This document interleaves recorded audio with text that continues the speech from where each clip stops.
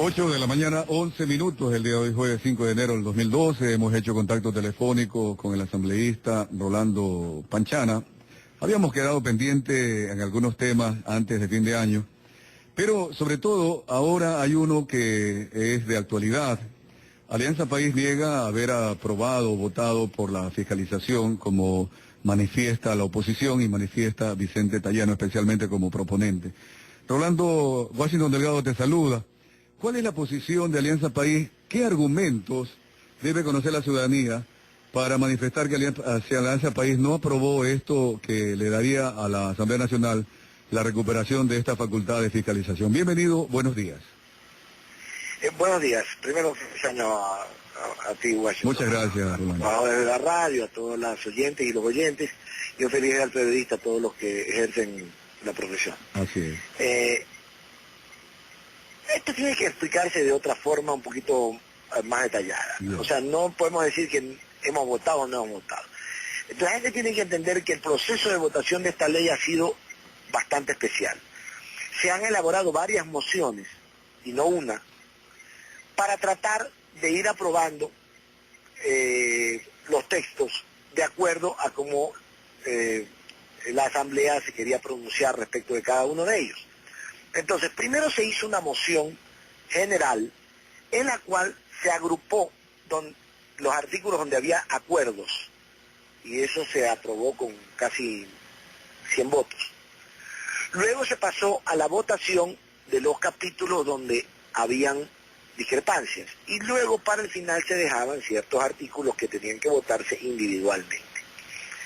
Lo que ha ocurrido aquí es que nosotros sostenemos que indebidamente dentro de los artículos aprobados en bloque, donde hay supuestos consensos, donde había consenso, se deslizaron unos artículos que nosotros habíamos solicitado votar por separado porque no estábamos de acuerdo, y entre esos artículos están algunos que se refieren a la facultad fiscalizadora, que no son todos, porque ya otros han sido aprobados individualmente. Esto quiero aclararlo. Por eso es que no se puede agrupar de esa forma el razonamiento, porque ya otros han sido aprobados con una mayoría en la cual la Asamblea se ha pronunciado. Pero lo que estamos discutiendo en este momento es la votación de esos artículos. Entonces, aquí lo que sostiene el ponente y alguna parte de la oposición es que eso ya está votado y reconsiderado y que no se puede volver a votar. Nosotros hemos pedido que se revisen las actas y que se revisen los audios de las sesiones, porque hubo varias votaciones, para establecer si es verdad que eso estuvo votado y reconsiderado, y si es verdad que estuvo votado y reconsiderado, ¿verdad?, será el presidente de la Asamblea el que tome la decisión respecto del tema. Esto es lo que yo te puedo decir, Washington, al respecto, aclarando este asunto, ¿no? Ya, esto en todo caso pasó como responsabilidad a la Secretaría General de la Asamblea. ¿Qué nomás tienen como documentos? ¿Las grabaciones, las actas, supongo, Rolando? Mira, lo que está vigente en nuestra ley es que existen dos fuentes de consulta cuando existen cuando hay este tipo de discrepancias. Las actas y las grabaciones audiovisuales. Y en caso de discrepancia entre una y otra, se prevalece la grabación de audio. Así lo estipula nuestra ley. Por lo tanto, el secretario lo que tiene es que verificar la grabación de audio y video y compararla con la transcripción escrita, y ese informe entregárselo al presidente de la Asamblea para establecer finalmente qué es lo que va a ocurrir. Y la decisión va a tomar el presidente de la Asamblea en todo caso. Sí, ojalá que eso se transparente bien, ¿no? Porque yo he estado en algunas ocasiones en otros organismos y el tema muchas veces de los audios o las actas no necesariamente reflejan todo lo que se ha dicho o lo que se ha decidido, ¿no? Porque posiblemente, digo, yo tenía acá preparada una de las preguntas, Rolando, ¿será posible que Alianza País aprobó sin darse cuenta, como dice parte de la oposición, este tipo también de decisiones? ¿Será posible que ustedes votaron sin darse cuenta? A ver, lo que hay que aclarar aquí también es que en el proceso de votación ha habido una cantidad de modificaciones de las propias mociones que no son comparables con otras votaciones de otras leyes. Eso hay que decirlo, Washington. Yeah. Entonces aquí, eso le demanda a la Secretaría un análisis muy cuidadoso. Porque, por ejemplo, el martes, una misma moción para la votación de un artículo sufrió antes de la aprobación de la moción 8 modificaciones, 2 de fondo y 6 de forma. Entonces, aquí hay que analizar con calma, que la Secretaría se tome su tiempo y que finalmente el presidente tome la mejor decisión. En todo caso, ¿qué es lo que pudiese pasar? Porque a la gente lo que le interesa es el resultado al final. Lo que pudiese pasar es que ya esos artículos están aprobados y ya la ley se aprobó, completa. ¿Y ustedes lo aceptarían? El otro, pues, si eso revelan los audios, ¿no? Y si eso está en las actas, ¿cómo no aceptarlo? O sea, pero la otra opción es que eso no está aprobado y nos falta de aprobar, en realidad son 2 artículos o a lo mucho 3, nada más. En eso estriba esta discusión. Ya, pero ahí va otra vez a replantearse el tema y hago la pregunta nuevamente, entonces, Rolando. Yo creo que estamos de acuerdo en que no se utilice la fiscalización o la interpelación a un ministro para pedirle las explicaciones de alguna decisión política o decisión pública para el show. Estamos de acuerdo. Pero también es necesario que el Pleno recupere la posibilidad o la capacidad, como dice la Constitución, artículo 120, numeral 9, de fiscalizar para que el funcionario público sepa que alguien lo está controlando. La posición de Alianza País es que se apruebe para que el Pleno recupere esa capacidad. Eso ya está aprobado.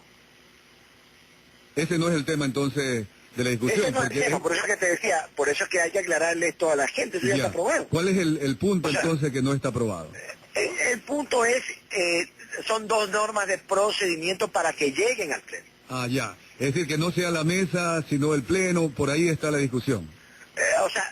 Es cómo llega al Pleno. Ya. Ahí está la discusión. Es decir, que el Pleno sea finalmente el que reciba, sí está aprobado. El punto, los artículos en discordia es cómo llega al Pleno. Me alegro mucho, porque ya es un avance. Ya es un avance, Rolando. Muy bien, ahora, sin embargo, sobre este tema, aún resta que el presidente de la República diga si va o no a vetar esta ley orgánica de la función legislativa. Sabemos que anteriormente el presidente dijo que eso tenía que ser pasado directamente al registro oficial. Lo sabemos, ¿verdad? Pero ahora el presidente piensa diferente y ha pedido a la Corte Constitucional inclusive que declare inconstitucional el artículo, si mal no estoy en ese rato, no lo tengo a la mano, el 63, que ya fue aprobado anteriormente y ustedes ya lo utilizaron. ¿Cuál es la posición del bloque de Alianza País al respecto? Aquí no hay posición de bloque, aquí hay una posición de la Asamblea. Ya. La posición tiene que ser institucional y le toca al presidente de la Asamblea defender lo aprobado ya en Montecristi y en la Comisión de Fiscalización y Legislación.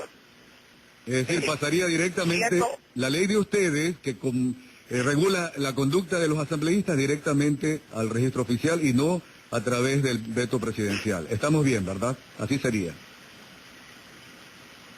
Rolando. Hacemos algo, tanto en la constituyente como... Ya. A ver, qué pena, se cortó. Siempre tenemos, cuando viene el invierno, un poquito el tema de las líneas telefónicas, a pesar que estamos llamando al celular, pero algo más debe haber ahí en el asunto de cortarse. Orlando, parece que hay un avance, pues entonces, en la práctica sí se aprueba ya la fiscalización como facultad en el Pleno. Lo que resta es quién dice que va a haber o no fiscalización todavía, que es un punto también muy crítico. O sea, si va a la mesa o va al seno de la Asamblea, Ajá. que es lo que faltaría de definir. Sin embargo, la última pregunta, que es la inquietud que también tenía en cuanto a las medidas cautelares que la Corte Constitucional ha dictado. A ver, ya hemos retomado el contacto. Rolando, está también Orlando acá con alguna inquietud para ti. Un momentito, por favor. Sí, adelante. Sí. ¿Cómo está, Rolando? Buen día. Creo que debo igual Buenas. felicitarte como periodista, que creo que tienes el alma de periodista aún. Sí. Perfecto. Sigo siéndolo, yo me sigo sintiendo así. Bueno. La inquietud que tengo es qué va a pasar con lo que ya anticipó la Corte Constitucional respecto a las medidas cautelares para que no vaya directamente de la Asamblea o de la legislatura la publicación al registro oficial esta reforma a la Ley Orgánica de la Función Legislativa, teniendo en cuenta lo que ya ha indicado el ingeniero Delgado de la solicitud de inconstitucionalidad al artículo 63 de la misma ley hecha por el presidente de la República. ¿Ha habido alguna gestión de la Asamblea hacia la Corte? Aquí lo que hay que aclarar es exactamente tres cosas. Primero, el presidente no estaba demandando la inconstitucionalidad de toda la ley, sino solamente de un artículo, de aquel que dispone que vaya directamente al registro oficial. En segundo lugar, lo que la Corte no ha resuelto el caso, lo que ha dictado es una medida cautelar en función de qué, de que lo que el presidente está objetando ahora es su capacidad de veto de la ley, y si la reforma que estamos tramitando ahora pasa directamente al registro oficial, exactamente se producen los efectos que el presidente está impugnando. Por lo tanto, la Corte, en ejercicio de sus atribuciones, ha dictado una medida cautelar respecto del tema. Y tres, a la Asamblea, no al bloque, le toca defender la posición de lo aprobado en Montecristi y en la Comisión Legislativa y de Fiscalización.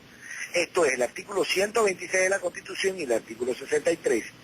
Y defenderlo, ¿por qué? Porque nosotros, al aprobar que esta ley vaya directamente al registro oficial, dimos una discusión que tiene actas, que tiene sustento jurídico, y que eso debe ser pues defendido por el presidente de la Asamblea ante la Corte Constitucional en su debido momento. Entiendo yo que el presidente de la Asamblea ha pedido cita ya ante la Corte Constitucional la próxima semana para defender esta atribución de la Asamblea en base a su ley, en base al artículo 126 de la Constitución. Es decir, que el antecedente que ya se estableció con la promulgación de la actual ley que rige la función legislativa lo harán hacer prevalecer.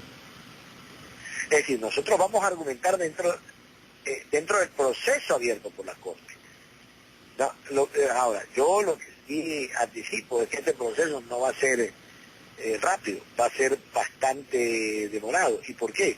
Porque lo que se está discutiendo es un tema muy de fondo y que amerita pues un estudio absolutamente minucioso para que la Corte se pronuncie en derecho, porque lo que se está definiendo aquí no es una cosa menor.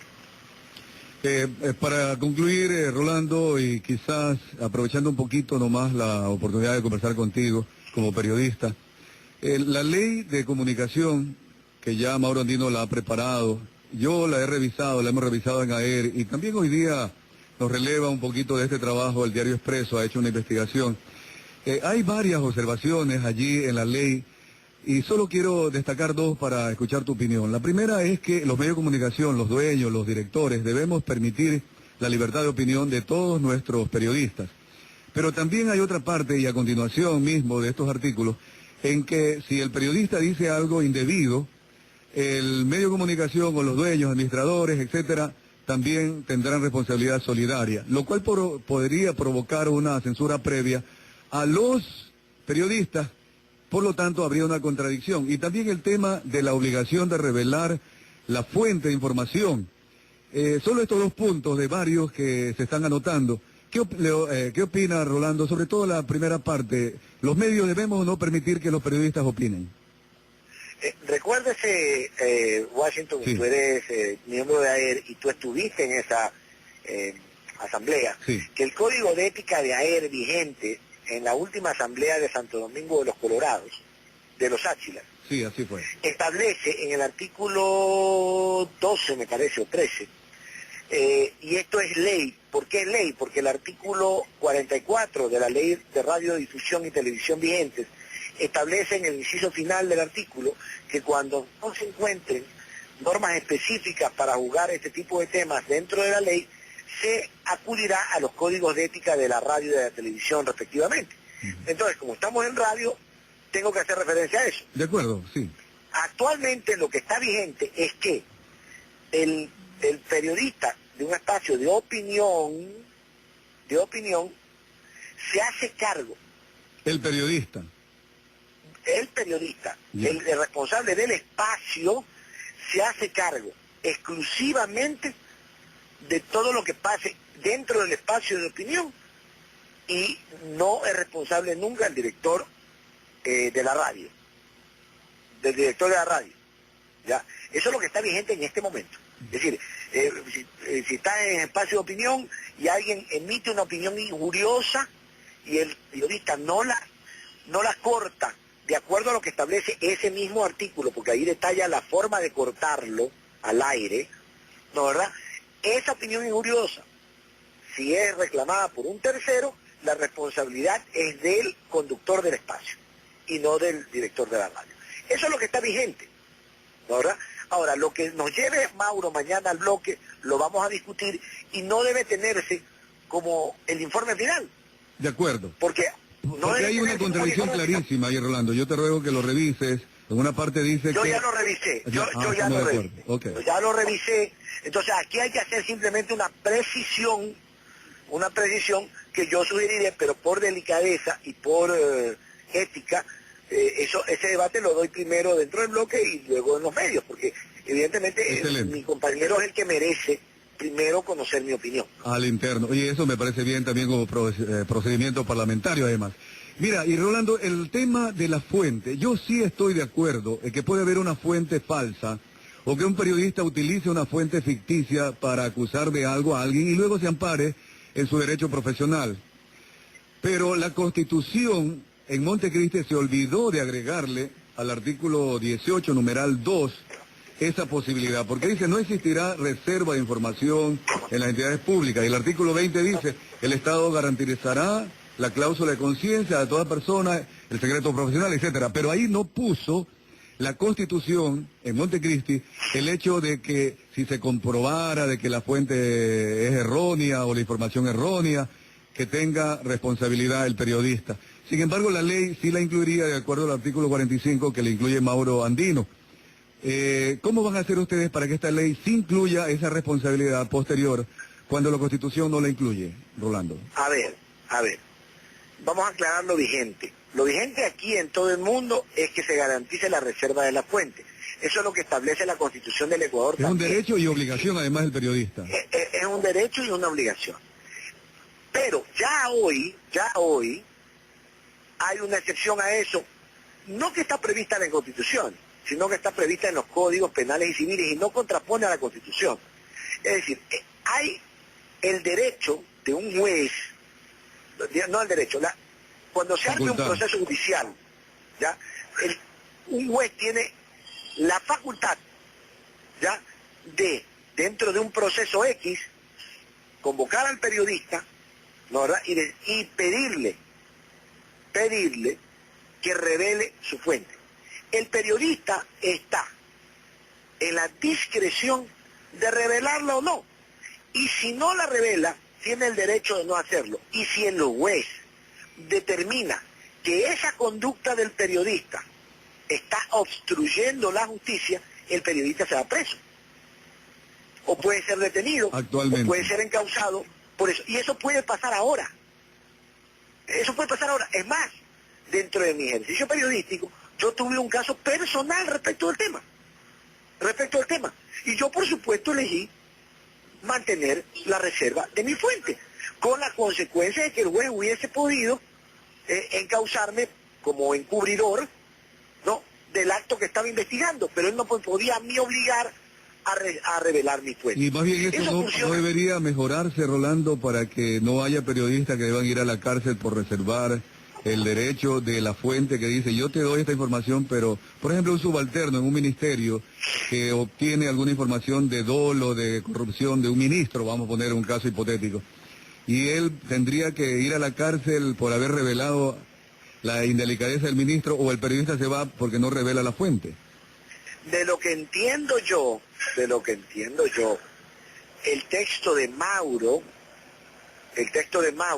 lo que establece es que cuando haya una orden judicial, yo tengo un criterio sobre el tema, insisto, que lo voy a exponer primero por delicadeza dentro del bloque, claro, y después lo haré públicamente, si es del caso hacerlo, pero esto es un tema que lo vamos a debatir mañana. Yo entiendo que lo hace reflejando exactamente la realidad de lo que hoy existe.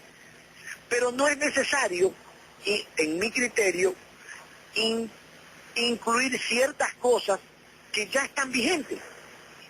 Porque de lo que se trata es de llenar vacíos vacíos legales, y no de reflejar en un texto cosas que pueden ser señaladas como contradicciones. Ya. Así Sí, que el artículo... esos son temas de redacción, que hay que discutirlos, y yo lo discutiré primero en el interno del bloque, y después ustedes conocerán mi criterio. Excelente. Pero no hay por qué en honor a los preocuparse. periodistas también, Rolando, ¿verdad? Sí, No, no hay pero por qué ahí está preocuparse claro, en el respecto de artículo 45 que propone Mauro Andino, sí dice, y siempre que medie orden judicial. Es decir, primero Claro. tendrá que ordenar el juez. Sin embargo, bien, el Código de Ética allá en España obliga más bien al periodista a revelar la fuente cuando se comprueba que la información ha sido errónea o que ha estado afectado a un bien mayor, se dice así. Claro, el bien mayor también es un poquito subjetivo cuando Claro, los jueces es que... analizan el tema. Es que, mira, Sí. bien que tú estás diciéndole a tu audiencia que eso existe en otras partes del mundo también. Así es. Es decir, no es que estamos aquí inventando el agua tibia. No, y en los Estados pero- Unidos se van presos los periodistas que no revelan la fuente cuando son leales a la fuente, si es que el juez cree que debe revelarlo, ¿no? Lo mismo que Así pasa es. acá en el Ecuador. Y aquí en el Ecuador también pasa igual. O sea, aquí en el Ecuador pasa igual. Es decir, en el Ecuador, no de ahora, de toda la vida ha pasado igual. Es decir, si el juez te dice, revéleme la fuente, y si el juez, si tú no la quieres revelar, con la orden judicial, entonces el juez tiene la libertad de decir, usted está obstruyendo la justicia, y te encausa. Y si te tienes que ir preso, te vas preso. Eso es parte... Nomás aspirar que la justicia sea imparcial, ¿no? Que siempre sea lo más justo en la justicia. Sí. Rolando, Sí, muy amable, sí. Te agradezco la profundidad de esta última parte de la entrevista, porque a mí me preocupó que en un diario, el día martes de esta semana, se publicó este tema, sin la parte final que tú acabas de hacer referencia. De acuerdo. Claro, sin la parte final que tú acabas de señalar, eso se entendería como una barbaridad, pues, ¿no? Sí, así Pero es. Por eso es que hay que ver ya los con- artículos completos y no retasearlos. ya leyendo completo el artículo, ya estamos claros de que esta es una situación que se está reflejando, que hoy existe aquí y en otras partes del mundo, pero yo creo que de repente es innecesario hacer este tipo de redacciones que pueden llevar a confusiones, alarmas que no vienen al caso. Bien, Rolando, yo creo que la democracia es esto, ¿no? Plantear visiones, posiciones, y ojalá que la discusión que ustedes tengan mañana de este texto de Mauro Andino sea siempre pensando en lo que queremos. Tener obligaciones con responsabilidad es fundamental también en el periodismo. Muchas gracias, Rolando. Un abrazo, gracias. Chao, Bien, chao. chao. Sí, ahí hay una situación que seguramente, Carlos Alberto, Orlando, la Constitución no pone la restricción. Sin embargo, he leído códigos de éticas porque tuve la oportunidad de adquirir un volumen hace muchos años, porque este asunto de la ética me ha preocupado muchísimo. Justamente en Colombia, cuando tuve la oportunidad de visitar